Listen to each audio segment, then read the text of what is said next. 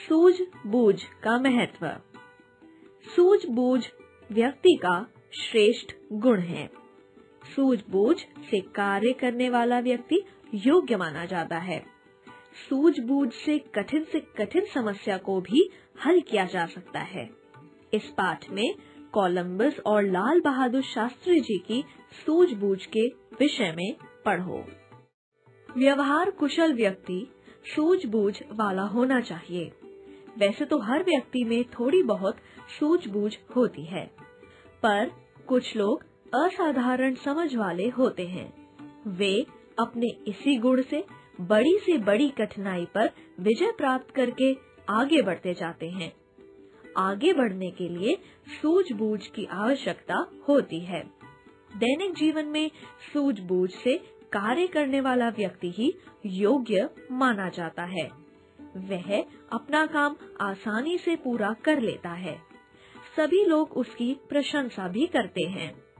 Columbus का नाम तो आपने सुना ही होगा। उसने अमेरिका की खोज की थी।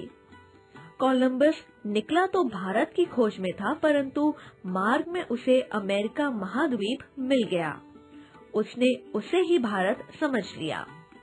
फिर भी इस नए देश की खोज करने के कारण उसकी प्रसिद्धि फैल गई।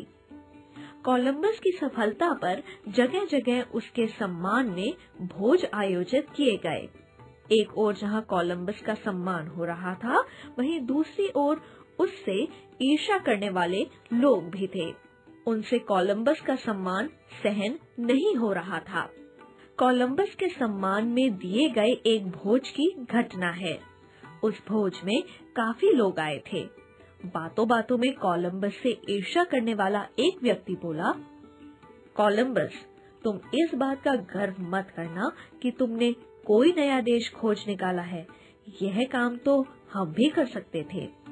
उस व्यक्ति की बात सुनकर कोलंबस ने उससे तो कुछ नहीं कहा, लेकिन मेज पर रखी खाने की वस्तुओं में से एक उबला हुआ अंडा उठा लिया और कहा, साथियों, आप लोगों में से कोई इस अंडे को मेज पर खड़ा कर सकता है?